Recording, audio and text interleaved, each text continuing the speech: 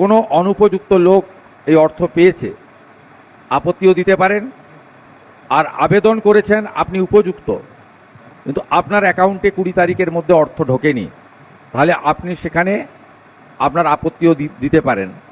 আমরা সেটা নিষ্পত্তিও করতে থাকব, আমাদের দপ্তর করতে থাকবে। 20 তারিখ থেকে একটি পোর্টালও চালু করছে পশ্চিমবঙ্গ সরকার, অন্নপূর্ণা ভাণ্ডার। এটা নিয়ে প্রত্যেক মাসের 10 তারিখ মানে 1 তারিখ হয়ে গেলেই ফেসবুকে একটাই কমেন্ট চলে, কার্ড ঢুকলো কার্ড ঢুকলো না, কার্ড ঢুকলো কার্ড ঢুকলো না, একটাই চলছে জুন মাস থেকে, মেবি জুন জুলাই আগস্ট। প্রশ্নটা হচ্ছে যে এই অন্নপূর্ণা ভাণ্ডার নিয়ে মানুষের মধ্যে এত মানে কনফিউশন কেন? 1 জুন যাদের ঢুকলো, জুলাই মাসে আবার কিছু চেঞ্জেস হলো, বললো যে server down, offline form fill up করতে হবে। তারপর জুলাই মাসে আবার ঢুকলো, আগস্টে গিয়ে একটু লেট হলো, 17 আগস্ট থেকে ঢোকা শুরু করলো, মানে 1 তারিখ থেকে ঢোকেনি, 16 তারিখ না 17 তারিখ থেকে ঢোকা শুরু করলো, তাও সবার এখনও ঢোকেনি। বলেছে নেক্সট মান্থ থেকে সবার টাইমলি ঢুকে যাবে। বিষয়টা হচ্ছে যে এখানে সরকার একটা কথা বলেছিল যে গভর্নমেন্ট ফর্মের পর, যে অন্নপূর্ণা সরকার গঠনের 3 মাসের মধ্যে শুরু করবে। যেহেতু ওরা প্রতিশ্রুতি দিয়েছে, তাই ওরা শুরু করেছে প্রজেক্ট শুরু করে দিলেই তো হলো না। আমাদের কয়েকটা জিনিস বুঝতে হবে যে কারা পাওয়ার যোগ্য, কারা পাওয়ার যোগ্য নয়, সেই জিনিসটা স্ক্রুটিনি করতে তো একটা সময় দিতে লাগবে। এবার 3 মাস নটে, মানে মে মাসে সরকার গঠন হয়েছে, মে মাসের পর জুন মাস থেকে শুরু করেছে, 1 মাসের মধ্যে হয় না এত সংখ্যক হিউজ। এবং এটা বলা হয়েছিল, মানে এখানে কতগুলো কন্ডিশন বা কতগুলো পয়েন্ট উঠে আসবে। 1 নম্বর, প্রথমে বলেছিল যারা অন্নপূর্ণা লক্ষ্মী ভাণ্ডার পায় তারাই অন্নপূর্ণার জন্য বিবেচিত হবে এবং তাদেরকে টাকা দিয়ে দেওয়া হবে। সবাই এটাই ভাবলো, ইলেকশানে এটা একটা বড় বুস্ট আপ হলো যে 1,500-এর জায়গায় 3,000 পাবে। কিন্তু দেখা গেলো জুন মাসে দেখা যাচ্ছে যে যারা অন্নপূর্ণার মানে লক্ষ্মী ভাণ্ডার পেত, তাদের সবার ডিবিটি করা নেই, মানে ডাইরেক্ট বেনিফিশিয়ারি ট্রান্সফার করা নেই, সেটা করতে হবে। সেখানে মানুষের হুড়োহুড়ি পড়ে গেল, অনেক কিছু প্রসেস করতে হলো মানুষজনকে।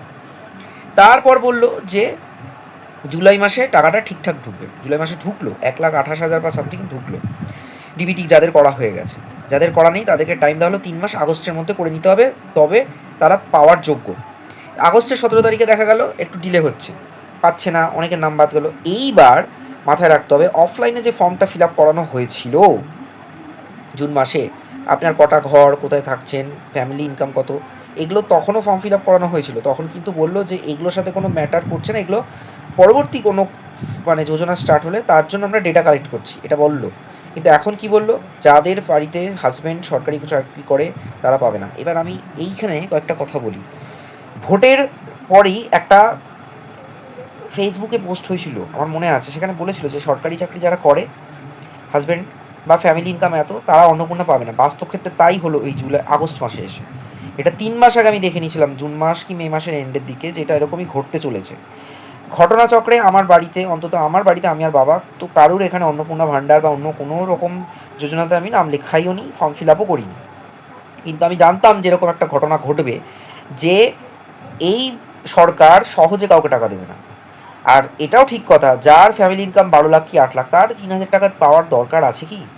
নাই বা হলো সে নিজে রোজগার করে, হাজব্যান্ড তো করছে। বা পেনশন হোল্ডার যারা, তারা কেন পাবে? এই একটা কন্ডিশন। দ্বিতীয় হচ্ছে যারা বিধবা ভাতা পায়, 1,500 পেত, তাদেরকে অন্নপূর্ণা ইনক্লুড করে দিচ্ছে। 60 বছরের মধ্যে হাজব্যান্ড মারা গেছে, তাহলে তো সে তো 1,500 টাকা এক্সট্রা বেনিফিট পাচ্ছে। এটা কিন্তু লক্ষ্মী ভাণ্ডারে হতো না।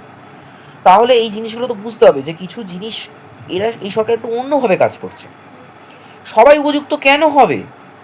যার দরকার তাকেই টাকা দেওয়া হবে, যার দরকার, যে ক্লাবের দরকার তাকেই পুজোর ভাতা দেওয়া হবে, সবাইকে দেওয়া হবে না। ঠিক সেরকমই যার দরকার তাকে দেওয়া হবে।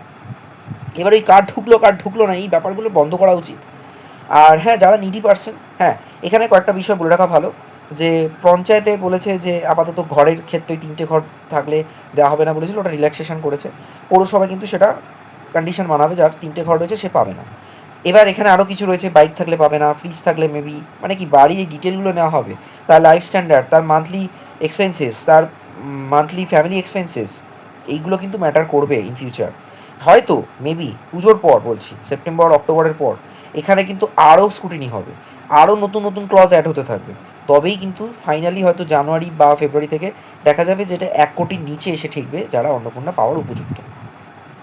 সেখানে ফ্যামিলি ইনকাম, ফ্যামিলি এক্সপেন্ডিচার, ফ্যামিলিতে কী কী রয়েছে, সেটা কতটা এরিয়া নিয়ে তার বাড়ি রয়েছে, পাকা বাড়ি না ছাদযুক্ত বাড়ি নয়, সেগুলো তেমন দেখা হবে।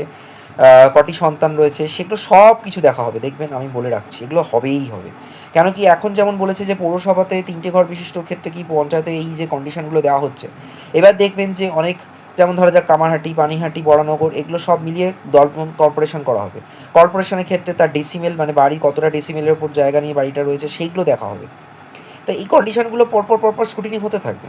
তো আমার মনে হয় না, এটা বাস্তব কথা, আমি আবারও বলছি, সরকার সবাইকে টাকা দেবে না। সরকার এর উচিতও, যাদের দরকার তাকেই টাকা দেওয়া উচিত।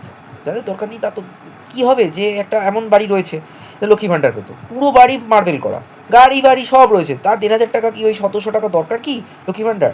তাহলে তার কি দরকার এই 3,000 টাকা? কী দরকার আছে? তার বাড়িতে হয়তো 2টো এলইডি রয়েছে, ওয়াইফাই বসানো রয়েছে, হয়তো 2টো করে, কেউ হয়তো স্মার্টফোন 2টো ইউজ করছে, অ্যাপেলের ফোনও ইউজ করছে, সে অন্নপূর্ণা ভাণ্ডারের জন্য লাইন দিয়েছে। কেন ভাই, কী দরকার?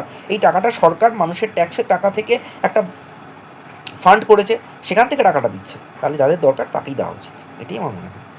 তো এখানে কি হয়েছে, হয়তো কেউ বলতে পারে যে ভোটের আগে তো বলেছিল সবাই পাবে, তাহলে এখন কেন? ওই ভোটটা তো হয়ে গেছে ভাই, এটা তো বুঝতে হবে, ভোটটা হয়ে গেছে, এখন স্ক্রুটিনি হচ্ছে, ঝাড়াই বাছাই চলছে, কন্ডিশন অ্যাপ্লাই হচ্ছে। সেটা ভোটের আগে যদি বলে দিত, তাহলে হয়তো ভোটের রিফ্লেকশনটা অন্যরকম যেত। কেন, মহিলা ভোট ব্যাংক, অন্নপূর্ণা, লক্ষ্মী ভাণ্ডার একটা বড় ফ্যাক্টর কাজ করেছে অবভিয়াসলি। এখন সেগুলোর একটুখানি তাদের কন্ডিশন অ্যাপ্লাই করছে, এটাই ধরে নিতে হবে আর কি, আর কি বলবো। আর রইল পরে হকার উচ্ছেদ আর এই পার্কস্ট্রিট অভিযান, সেটা নিয়ে একটা পরে ভিডিও করা যাবে। এখন stay tune on Bong stories.